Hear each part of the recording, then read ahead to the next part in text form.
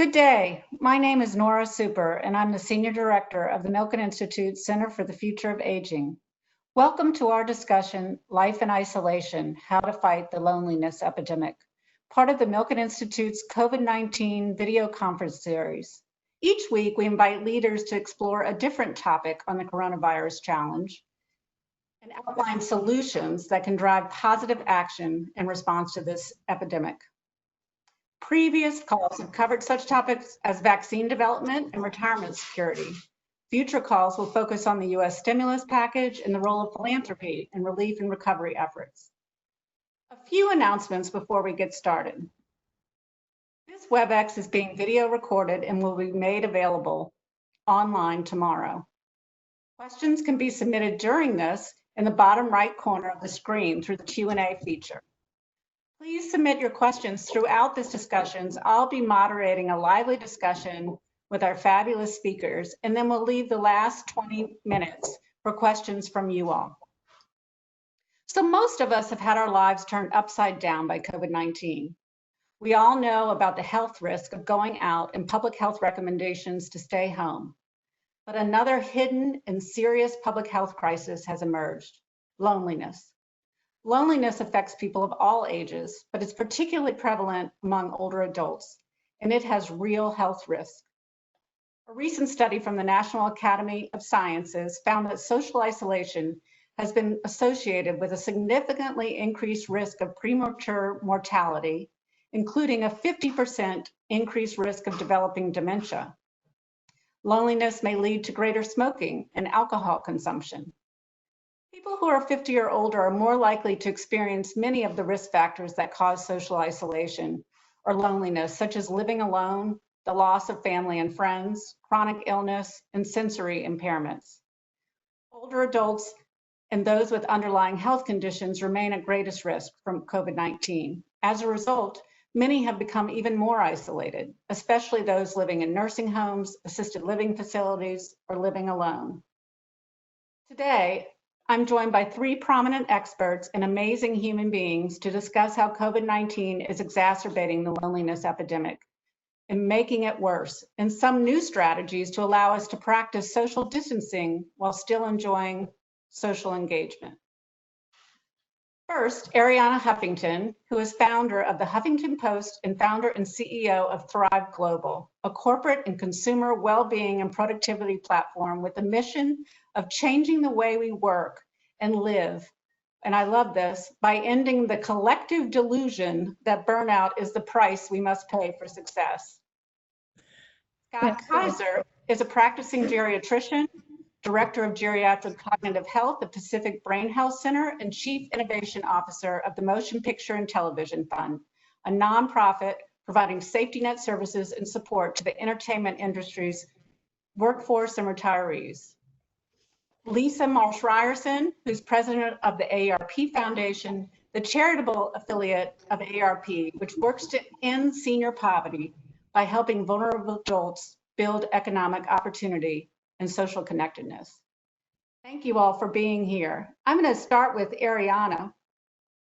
Arianna, you recently spoke about the pandemic having exposed the unsustainable ways of working and living that are fueling our current mental health crisis for working adults. Tell us more about that. So thank you so much, Nora. Even before the pandemic began, we are in the middle of a mental health crisis, which included a loneliness epidemic, and which was compounded by the skyrocketing increase in chronic diseases, obesity, diabetes, hypertension, heart disease. And we know that 90% of all these combined diseases can be affected by changes in our behavior. And that's why at Thrive, we are addressing the way we work and live, and the changes we can bring in the way we work and live so that we can actually live sustainable lives that are not plagued by all these health issues. And now, of course, all that has been compounded by the pandemic.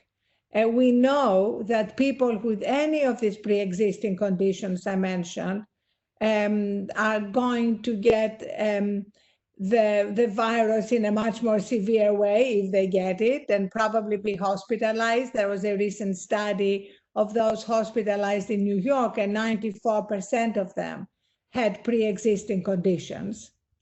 And also, as you mentioned, Nora, the social isolation has exacerbated the loneliness epidemic. But I'm very optimistic that we know how to change behavior. It's not easy, but we know how to do it. And that's what we're working on at Thrive through what we call micro steps, tiny incremental daily steps that connect us with a place we all have in us of peace, wisdom, joy.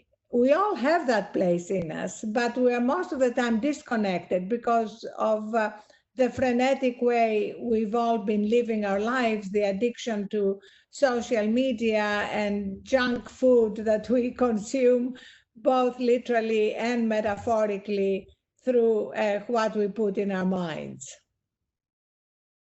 I do think of you and all your great content on Thrive Global. Every time I go to put my phone next to my bed, I think Arianna saying, don't take your phone with you to bed. So you've definitely had an impact on my behavior. You mentioned my favorite micro step, if we can give one example, because Sure. hundreds of them. But my favorite micro step is the one Nora alluded to. Turn on your phone and charge it outside your bedroom before you go to sleep. One of the major factors of mental health problems is sleep deprivation. When we wake up sleep deprived, we are more likely to react negatively to whatever happens during the day. And so it's really a big priority to get a good recharging night's sleep. And of course, with the stress and anxiety of this time, this is harder to come by than before. Definitely. And Lisa, social isolation is not a new issue for AARP Foundation, is it? I mean, the foundation's been actively involved with Connect to Effect, and I also know that the AARP Foundation sponsored the National Academy of Sciences consensus report that was just published in 2020 on the health and medical dimensions of social isolation.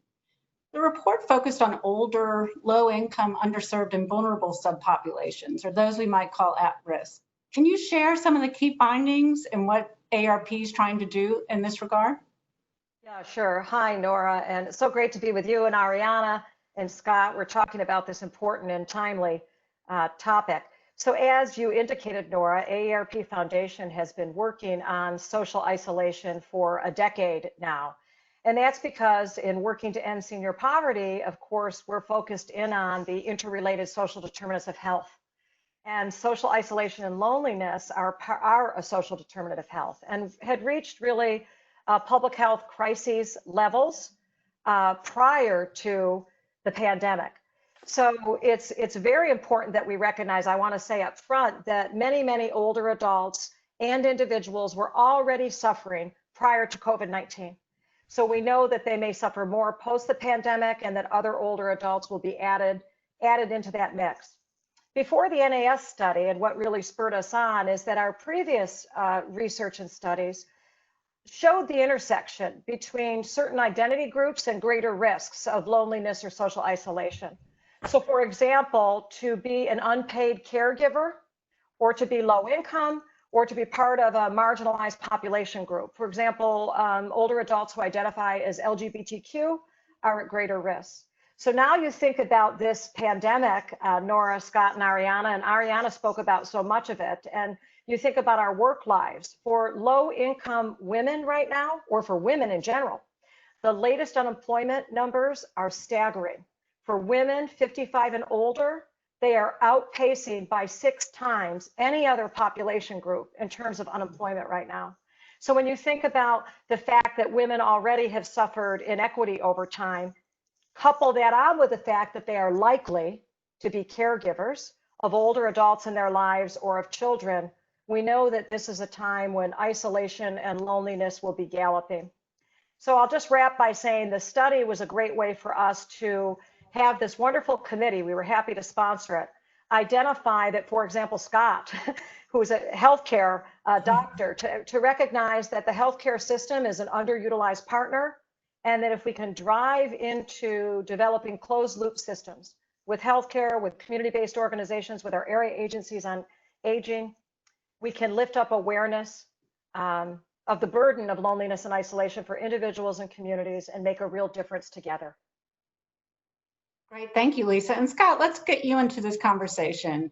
As a geriatrician, you see firsthand the interplay between physical and mental health in your patients. As Arianna was talking and Lisa, can you describe the health impacts of loneliness from a clinical perspective? Yeah, sure. Let me just start out by talking a little bit about the work we've been doing at the Motion Picture Television Fund around this, because it really gets to your point of this intersection. So, I work with the Motion Picture Television Fund. We're a really unique organization celebrating nearly a century of service to the entertainment industry community. That's all the men and women who work in front of and behind the camera, hundreds of thousands of people, and people who've retired from careers in that industry. And in our mission is supporting industry members in living and aging well with dignity and purpose. So what I know as a geriatrician is that if you want to help people live well and age well, it really boils down to some fundamental ingredients, and social connection is right at the core. So it's a prime element to a recipe for living and aging well. But I didn't really appreciate that from a clinical perspective until about 2016. I was at a meeting and a fellow geriatrician, Carla Perissinotto, was presenting a paper. And I was actually, funny story how I ended up there, but it was through a social connection. She had traveled with my wife in Europe after college. So just coincidentally there, and I'm sitting there and I'm listening to this paper. She looked at a massive retiree health data set. And she looked at things like high blood pressure, high cholesterol, obesity. And she saw that loneliness, if you ask people and if they felt lonely, that was the biggest predictor of health issues. That was the biggest predictor of functional decline, meaning people who would need additional assistance just doing activities of everyday living, and the biggest predictor of early death, premature mortality. So, I mean, that just kind of blew my mind. So I went back to Motion Picture Television Fund and said, let's look at everything we're doing. As it turns out, a lot of the things that we've been doing for a century are really based upon creating a sense of community and helping people connect. But we needed to do more explicitly to identify those people who are suffering, because as you get lonely and isolated, you can get more and more cast out. It can be this vicious cycle. So we created a program called the Daily Call Sheet, where it's very simple in its concept, that we basically train volunteers to have ongoing social conversations with people who are lonely and isolated. And now we have 300 people who are getting regular calls from about 150 volunteers. And that's very important that it's volunteer driven. And these are ongoing social calls that really become critical friendship. But back to your point, Nora, about the connection to the health issues.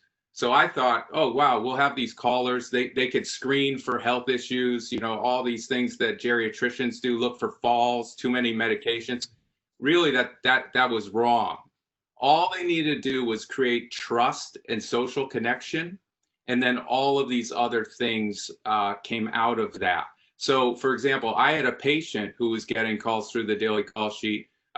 And it turns out the volunteer and talking to them found out that they were running out of food. And this is pre-COVID, right? All of these things are just amplified, exacerbated now. But so how did this patient, they were my patient. They never told me that they were food insecure. I know this patient had a social worker, a care manager, all these professionals in their life, but they had never shared this issue.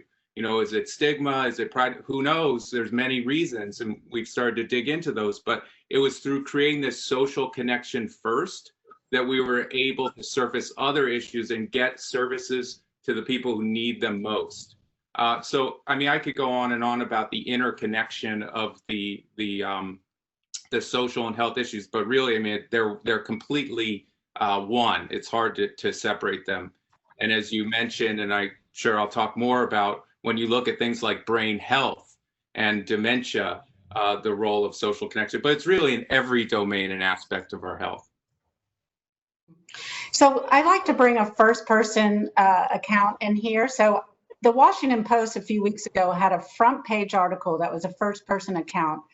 A woman named Gloria Jackson. She's age 75 and she lives alone. And she talked about how the pandemic has made her feel expendable. I'll read this quote to you, and then I'd love your thoughts on what advice you might give to Gloria and nearly 14 million Americans over age 65 who live alone. So she says, a day can drag on forever when you're isolated all by yourself. I sleep as late as I can. I try not to look at the clock. I go on Facebook and read about all the ways this country is going to hell in a handbasket. I turn on the TV to hear a bit of talking. It's been almost 7 weeks since I've spent time with a real live person. I haven't touched or really even looked at anyone, and it's making me start to think recklessly. What kind of advice would you give Gloria or people like her? Arianna? First of all, Nora, it's very hard to give advice without knowing her life. Mm-hmm. Does she have a family? What job did she have? You know, I think we all need to be very careful to actually give advice grounded in people's lives and the details of their lives. I think we can only look at the world we want to create when we come out of it, and what steps we need to take right now to help us get there. And I feel, kind of being Greek, one of the steps is families. It's like in Greece, you will find very little loneliness because all the people are very involved in the lives of their children and their grandchildren. They're very involved in their communities. I think we've gone too far in looking at our lives only in terms of our jobs.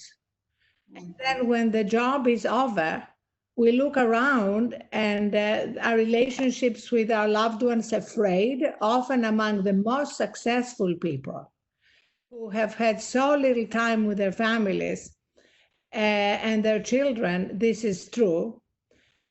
Also, we find that we have become disconnected from any wisdom for living, whether it's a spiritual tradition, a philosophical tradition, and we've been living in the shallows. That has to change. I mean, I don't know if the woman whose life you described has any faith. It doesn't have any organized religion.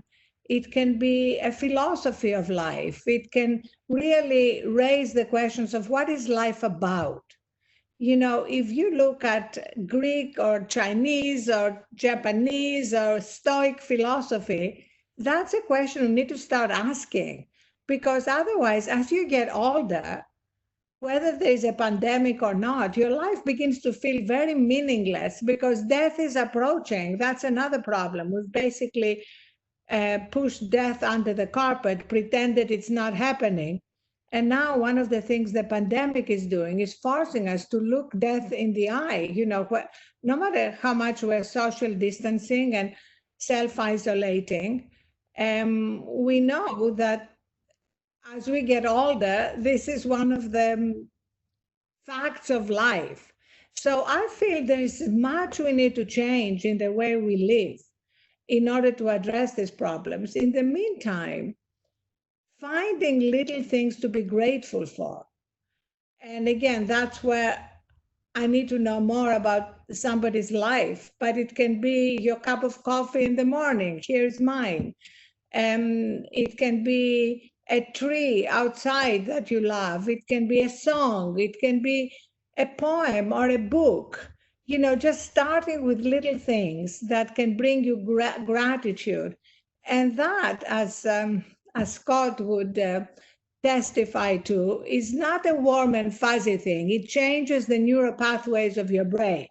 We're not talking about something that is just a nice to do thing, but something that can really move us from feeling negative about everything to beginning to change the neural pathways so we can actually experience some pleasure and joy. And we did this whole program that we launched at Thrive in partnership with Stanford Medicine and the latest brain research there called Thriving Mind that helps people identify their own stress trigger, their own particular way of responding to what happens, and then give them micro steps to address it. So there is a lot we can do, but we need to put this at the forefront of how we live our lives. We need to practice that muscle. We need to teach children at school how to build mental resilience so they don't have to do that when they're 75 and they have no experience of having gotten there. And I really believe this is an opportunity now. And one last thing, as companies are getting ready to move back to offices, and they're doing all the physical protocols, the elevator protocols, the masks, the social distancing, the plexiglass, they also need to have a human layer over all that. Of how do you help people deal with the stress, anxiety, and fear? And those will be like muscles that we strengthen that will help us through everything in life, including the reality of aging. Right. That's wonderful. And, I have, as you know, I'm a big follower of Thrive Global, and it's really helped me. I'm a person who has struggled with depression over my life, and I'm finally able to talk more openly about it. And I find many of the techniques that you raised are really helpful. When I looked up today what you have on the session on Thriving Mind, you have everything about will distancing hurt your toddler's social development to how business leaders are keeping employee mental health in mind during the coronavirus epidemic. So really broad ranging. And Lisa and Scott, I wanted to bring you a little bit in because I think this pandemic has also raised for us the structural inequities in our health system by looking at the types of people that are most affected. What are some of the takeaways that you've seen with that and how we might address those inequities? Yeah, I'll jump in first, and Scott, you can jump in at any time because this is a conversation, Nora, that Scott and I talk about quite a bit. So when you think about, institutionalized discrimination and racism and inequity, that certainly shows up. Those are about building equity, is about addressing these deeply embedded social determinants of health. So on my mind is a concern for older adults or anyone who is having trouble accessing the healthcare system. We want to be sure that all have access to quality care, and that quality care includes, as Arianna has been talking about, a sense of total well-being, that it is not just physical health, but it is also our social, emotional, our mental health, and the recognition that isolation and loneliness have very, very negative health outcomes. But then I'll toss it to Scott, but I also, Nora, want to jump in on Gloria, because I think Arianna raised really important points about our own agency, the ability over time to continue to build out our networks, which is so important. But I would do a call for each and every one of us, for everyone who's listening in or viewing in, which is there were a lot of Glorias prior to the pandemic, many, many older people and women in particular living on their own, and there will be afterwards. So one way that we retain our own agency is by reaching out, as Arianna said, to others. So let's think about our older neighbors or those who are on their own and give them a call right now. Let's volunteer for the daily call sheet or other opportunities, because by volunteering, we increase our own well-being and happiness as well. So, but Scott, healthcare. Yeah, and again, before, I'd like to go back to Gloria as well and just say, what's surprising, it's so common. Her experience is shared by so many. And, that's what's striking about it. And that this is, people across all ages, every generation, a lot of people are feeling this isolation and sense of loneliness. And as Arianna alluded to, there are so many resources to help us find our way out in these micro steps, but they become all the more elusive for the people who need them the most, right? So that's the challenge. I'm thinking about an early story in the daily call sheet where a gentleman was talking to his volunteer and kept talking about how disconnected he was from his family. He worked in a hard industry where he was on the road all around the world, away from his family. struggled with substance abuse, which is also not uncommon, particularly in the industry, and struggled with substance abuse and became estranged from his family. And he was talking to the volunteer and he said, you know, I feel like I need to connect with my family. His volunteer said, well, there's no time like the present. And he said, geez, I'm 90. There's no time at all, period. And so he made that connection, reconnected with his daughter, met his grandchildren for the first time. So again, that was that micro step of just one conversation and then taking one action. And that led to more and more positive activity. So that's why we really believe that we need to reach out and help connect the people who are most disconnected and bring them back into the fold. And we've created a program with the support of AARP Foundation. We actually created a toolkit to help organizations also set up similar programs. And now, amidst COVID-19, we've actually created a whole platform with software and a toll-free number that you call so that any organization can reach out and make these small steps to bring people back into a sense of community. And it's something that's important for older people who do disproportionately bear the brunt of this loneliness epidemic alongside the COVID pandemic. But, you know, it's also intergenerational solutions. I had an opportunity the other day, a high school student reached out to me and said, you know, we have high school kids. They're feeling lonely too. They're feeling cut off and they can't participate in their proms and their graduations.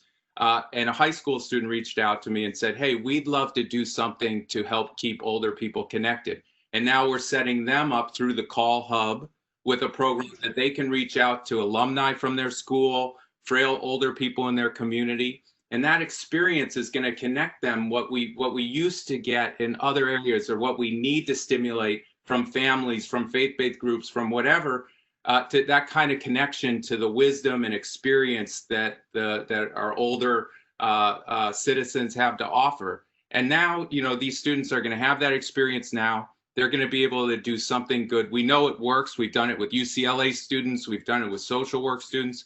And then those kids are going to go on to college, where that's another time where people can become lonely, isolated, and deal with mental health challenges when they arrive at college. So that's really where it begins. It really are those micro steps to address this common situation. And your story, Scott, reminds me, you know, of what we said in the beginning. It's not just the older adults that are going to benefit from this. As you said, with your patients who might not be willing to tell their doctor something. Students, you know, in my experience, I was much more willing to tell my grandmother something than my mother, because I didn't think I'd get in trouble, right? And she would listen to me. And so having those trusted people that you can talk to about some issues that you might be scared to share with your immediate family or with your physicians and health professionals seems like it can only help us. But also, you're right, Nora. That is, and of course, that's social isolation, right? More positively, preventive connection is about helping each of us, helping everyone have the list of individuals they can count on. Who are those trusted sources? What's your plan? And when Scott was talking, this horrible time, and there's no way we could overstate what's happening and the loss of life right now, but the lining inside is this call to our shared humanity.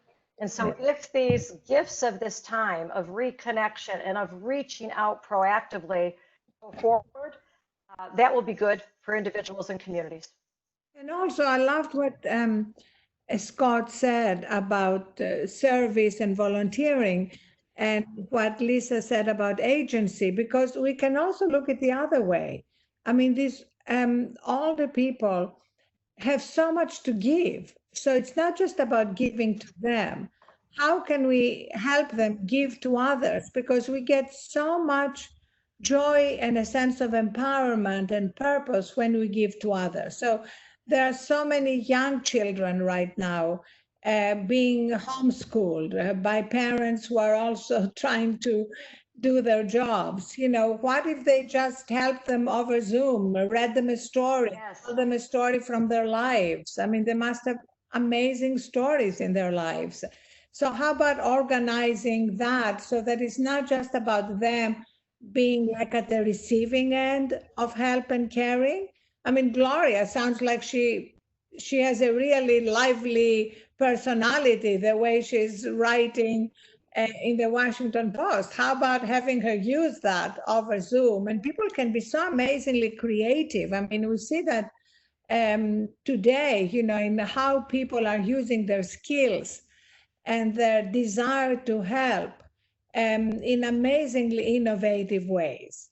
Yeah, it's that mutuality of connection, right? That empowers both parties or whoever is involved. And good news is, though technology is not a substitute for human connection, it certainly is needed for scale and facilitation. And as we're noticing right today, looking at you all on screen, we're able to have this conversation because of technology. And most people have phones in their hands. So the phone calls help, or video chat, or Connect to Effect that Nora referred to earlier, which is where we bring together research and programs for individuals and organizations. We have a chat bot that is growing exponentially in this time. And the chat bot just nudges someone who dials in and uses it to use their own agency to build connections. So, Scott, that makes me think of the work you're doing with the friendship line. Can you talk a little bit about that and how it's expanded under COVID? Yeah, well, again, so before I talk about our call hub, I'd say, you know, I don't want to give the wrong idea that to solve our way out of the loneliness epidemic, all we need to do is get everybody talking to each other. That's not what it's about. In fact, solitude can be protective against loneliness, and really having time to reflect. Meditation and that kind of aspect, taking time alone to know yourself and to sort of settle with your thoughts and experience, that can be protective against loneliness. But there are a suite of things that we know are really superpowers in terms of antidotes to loneliness, and they are meaningful connection. And particularly, as Arianna was starting to talk about, that kind of connection when it's based around a sense of purpose. So there's this sort of Venn diagram of purpose, connection, and creativity too. I just love the things I'm seeing over Zoom. You know, whether it's the Foundation for Arts and Healing doing Stuck at Home together and doing basically art therapy type stuff over Zoom, or the museum tours, or the operas, or all these things. But again, there's the passive and the interactive. There's everything. And I love to just see the way we're pushing the limits, you know, online social distancing, music festivals, and just lots of ways that you can connect. Because ultimately it comes down to not just being connected person to person, but being connected to something greater than ourselves in the human experience. And again, that might sound silly for me as a medical doctor talking about these things, but when you really look at it at the neuroscience, at the cellular level, in terms of boosting our immune function, these are the things that work. I mean, these are really miracle elixirs. If they were drugs, they would be a blockbuster, right? In terms of the work we're doing, we're just trying to scale that. We started in our industry community. We're trying to scale across California because Governor Newsom has suggested that every Californian reach out to contact 5 older Californians. Well, that's great. But we're really concerned about finding ways to connect the people who nobody's going to call, who are most disconnected, the people suffering in the shadows the most, which again, with all of the inequities that have been magnified and amplified by this pandemic, that's another component, is that the people who most need this connection are out there. So we've created this Call Hub program that any organization can join us, go through training, launch a volunteer program, and get people doing this first layer of making these calls that then can connect people to all this rich array of resources, programs, opportunities that we know can really help people live well and thrive. And so, you know, we have YMCAs, senior centers, faith-based groups, school groups, as I mentioned, all coming on where they get, it's free. They come on and they get a free training, and we bring their volunteers and all their people onto this hub, and then we're able to see all of these calls and then direct people to the many great things going on. So again, you know, it's tragic. I look at the 100,000 lives that were in that poignant New York Times piece over the weekend, and to know each individual story. I mean, it's heartbreaking, and I've seen it firsthand. we had an outbreak on our motion picture campus and lost 6 dearly beloved lives. I remember the first call I got early in this where a patient of mine was in an ICU with COVID, and then getting a call about a friend who's been impacted. I mean, it's devastating. But if you look at that piece and you look at the people's epitaphs and the story and what mattered most in the end, for so many of us, it's that connection to community, that connection with family, and those things that we were able to do to be able to enrich the lives of others. You know, Mary, 89, loved her family, could always make people smile, and always contributed to her local community by helping kids. You know, I mean, that these are the stories that matter most in the end. We just want to help uplift people and share in that experience with as many people as possible. So go ahead, Arianna. I was going to go to some questions from the audience, but both of you all jump in. I just wanted to jump in, Scott, and say I think what you're understating, what's so important about what you've done with the daily call sheet and now with the calling hub, is that it doesn't solve everything, but you're designing to reach those who are most vulnerable. And going back, Nora, to your earlier point about the issues of equity, if we are not intentional about designing interventions that reach out to those who are in the most trouble or who do not have access to the community resources that are critical supports to build connection, that is a problem. And so the work that you're doing to focus intentionally on those left behind, Scott, matters a lot. And I just wanted to raise one thing that it made me think of. We have several questions, which I'll go to, but I shared earlier with you all that I received a note from Dr. Nir Barzilai, who is a leading researcher in aging, and he's studied centenarians for a long time. And he talked about a woman that was a patient of his, was 106, and he said she didn't die from coronavirus in terms of getting the epidemic. She died from loneliness. And one of the things that made her more and more depressed, and it sounds silly, but she said the final straw was the facility no longer allowed the hairdresser in. And I think, we all know, I mean, getting on screen and everything, and we're used to, I tell people I've known my hairdresser longer than I've known my husband, and so it can be very hard when you lose those social connections of rituals that you have. And so going back to one of our listeners, they asked about, aside from calls and letters, how can we help older adults who are isolated and not have access to technologies? It says, Ms. Huffington talked about the benefits of fostering gratitude. What other activities, practices can we perform to help combat loneliness? I think older people and younger people, all of us, recognize the tools we have inside us. For example, our breath is a superpower. And Dr. Scott can vouch for this. That is what is so great, as he alluded to. These things are now being fully integrated into medicine.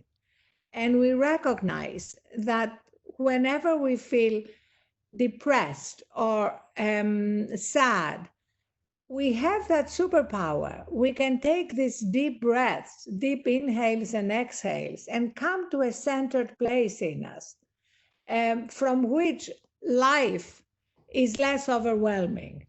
And for those who think this is too soft and warm and fuzzy again, remember the Navy SEALs use it. The Navy SEALs, when they get into particularly tense, difficult, challenging situations, they practice what is known as box breathing. 4 deep inhales, pause to the count of 4, 4 deep exhales. So giving people certain tools that are completely available to us at any time is really important. Also, we launched with Audible free a suite of sleep solutions. So instead of spending your time kind of aimlessly scrolling Facebook, which many people do, believe it or not, while they're in bed trying to sleep, download from Audible these sleep solutions. My favorite that I actually have never been able to listen to the end because it always puts me to sleep, except when I'm in the recording studio pre-pandemic, is sleep meditation by Didi, Sean Combs.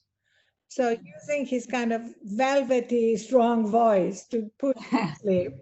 There is a sleep story by Nick Jonas. I did a parody of Goodnight Moon called Goodnight Smartphone. And, tons of other content that can really help you. So one of the problems is that there's so much content out there. And we need to help people find what's actually going to empower them, uplift them, and connect them with something larger than themselves instead of aimlessly scrolling through all the junk that's out there, as people are prone to do when we don't have clear guidance. I do a Sunday newsletter. Anybody can subscribe to it. It's free, thriveglobal.com/Arianna, where I try to give a lot of these tools. Of course, the site thriveglobal.com is full of them, as Nora said, but there is a lot out there that can make us feel good about life while acknowledging how hard these times are, as Lisa said. Nobody's going to sit here and be Pollyannish about it. These are And even, I would just jump in to say, even something as simple as someone asked something that doesn't have technologies. I've been helping to lead a group at the Milken Institute on stress management, and especially people, we have staff in LA and New York in small apartments where they can't go out, especially in New York. And just to open a window can make them feel better. Breathe in some fresh air, and do the breaths, like you said, can be really helpful. You're so right, Nora, but also even without technology, we can still knock on doors and then get the distance to be, away from people, to be sure that we're checking in on people and having conversations. I always say another piece of it during the pandemic and beyond is it's asking the question, how are you? But then being quiet and actually listening, so that we're allowing individuals, especially older adults, to really tell us what's going on for them, and then to find out where those gaps are. Because as Scott knows, and we all know, but we can jump in, the NAS study outlines that part of the problem is when we raise awareness, social isolation and loneliness are connected, and yet they're different. So when you're learning how you are, from a social isolation standpoint, it's, do you have a network that you can count on and access to your community resources and supports? From a loneliness standpoint, that's personal, right? It's, how do you feel about your state? Do you feel that you have access to the supports that you need? So just like opening the window, opening our ears, Nora, Scott, and Arianna, and actually listening when we ask a question is really important. And then finally, Nora, to your question, I think that building livable communities is a role that we all play. So being vocal and engaged and saying to our communities, inclusive means inclusive of all members of a community. And that means older adults, because we all lose if we discount older adults, their talents, their wisdom, their experience from community dialogue. Yeah, I think let me just add, I think there are so many things we can do, but back to the story of this 106-year-old woman dying of loneliness as a result of the COVID social distancing, social isolation. I just want to touch on the urgency that story conjures. We have people, I've been telling my patients for weeks, 10 weeks, right? Before any of the CDC, early on, the CDC said, if you're over 65, you should really avoid groups, stay home. Before any stay-at-home orders, I was telling my patients to stay home and to avoid unnecessary social contact. And now, as we move into a new phase where economies will reopen and restrictions will be relaxed, nothing's changed. We don't have the contact tracing, testing, no vaccine, the kinds of things that will help us really move safely into a next phase. So our older citizens are going to continue, we're all at risk, but they're at significantly increased risk. Now, at the same time, I've seen firsthand what it's doing to people, not just in nursing homes and assisted livings, but everywhere where people are so cut off. You mentioned early the 50% increased risk of dementia associated with loneliness and social isolation. And I used to think of that as being sort of a longitudinal, that if through your life, because of a variety of things, if you're lacking meaningful social connection, then lifelong you'll have a increased risk of cognitive issues. But it turns out it's actually can have an acute impact as well.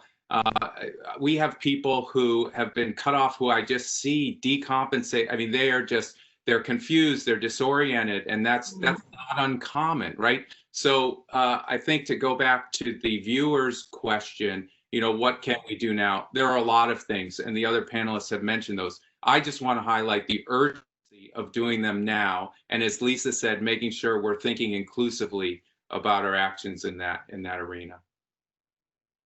That's great. I'm going to go to another question. This question is for all of you. What is your degree of confidence that once the pandemic is over or under control, we won't go back to quote unquote normal life before the pandemic with all its flaws, from loneliness, undervalued worker, lack of safety nets, particularly so in health stress, etc. Are you confident we won't go back to the way we were, or will we revert back?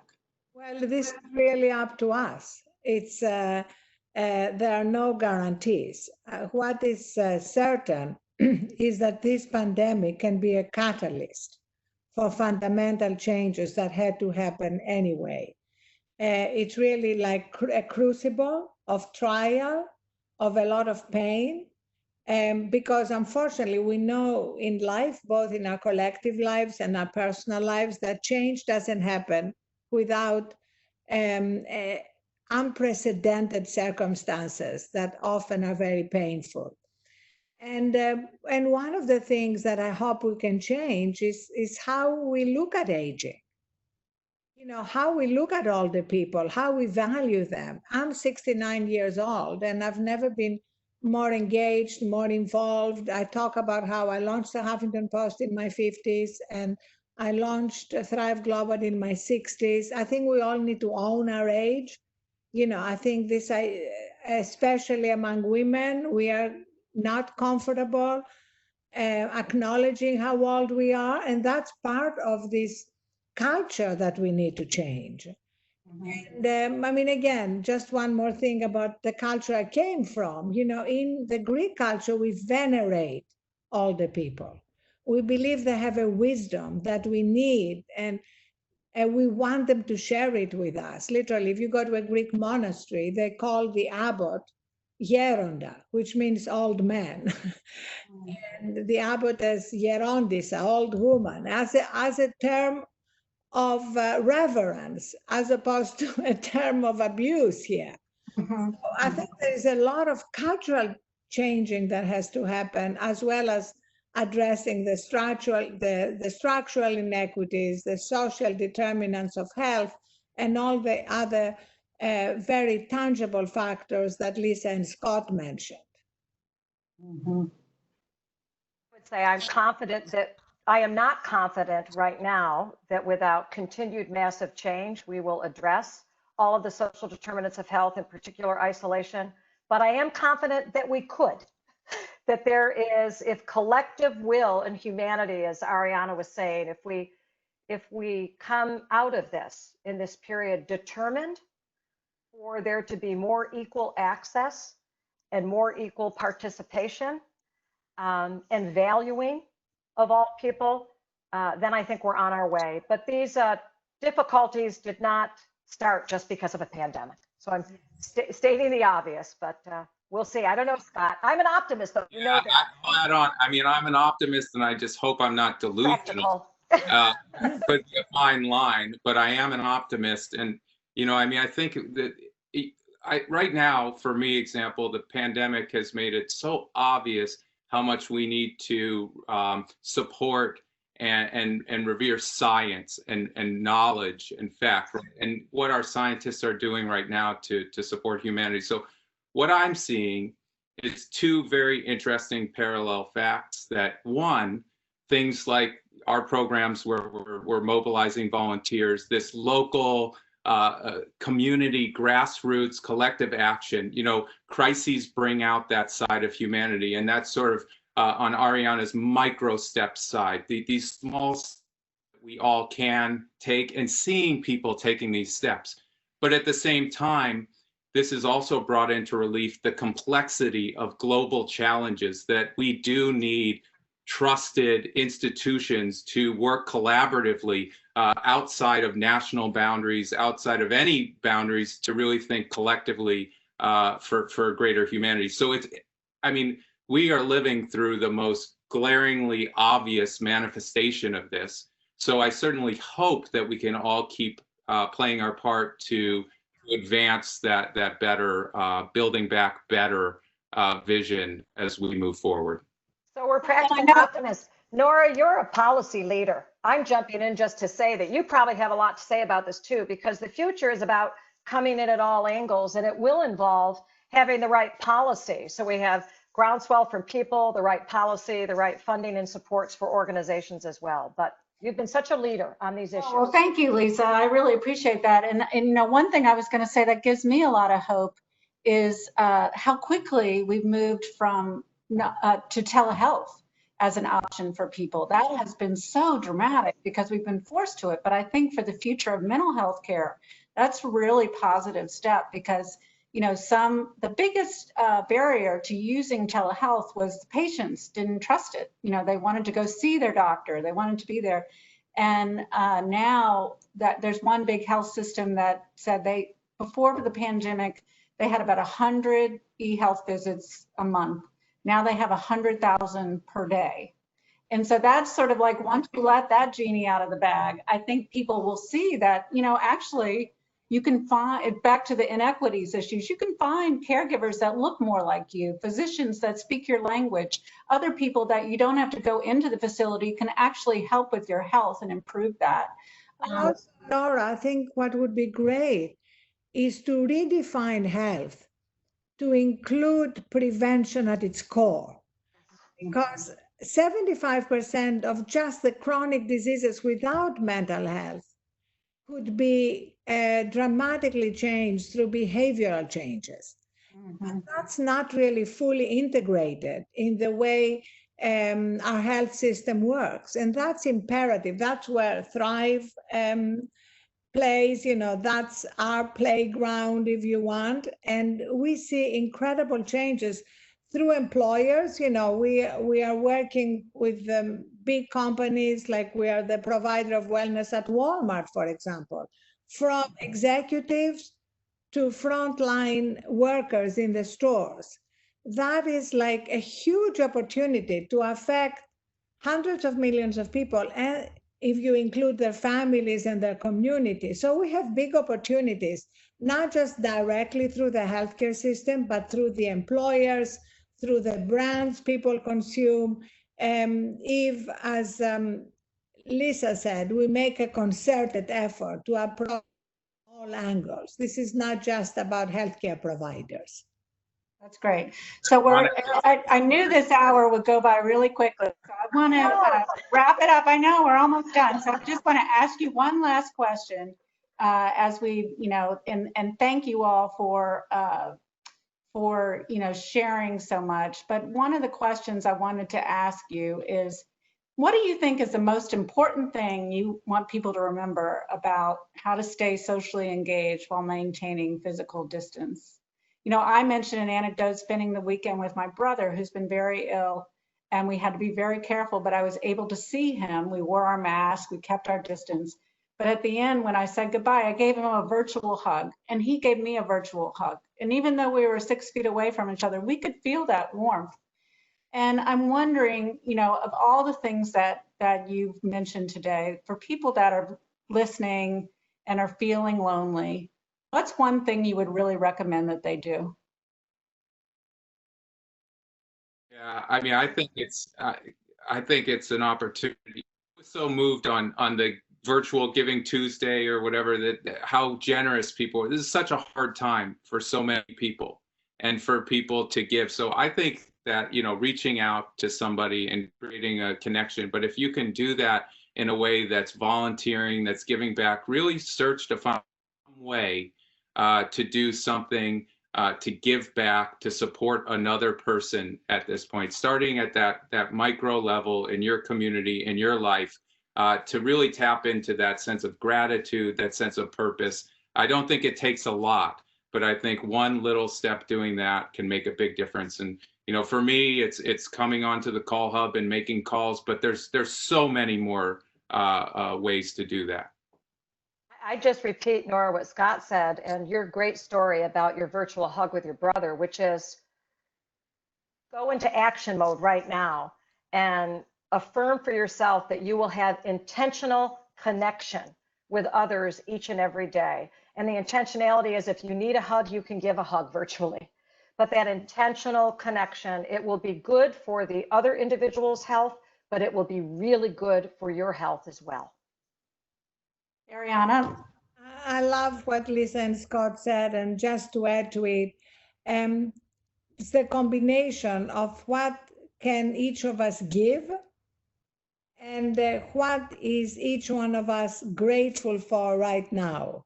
It's the combination of these things, giving and gratitude, that are the gateway to grace, and living a life that, despite all the pain and the challenges right now, can have that element of grace. I feel this is an opportunity not just to connect with that right now, but to bring it with us into the new world I hope we're going to build.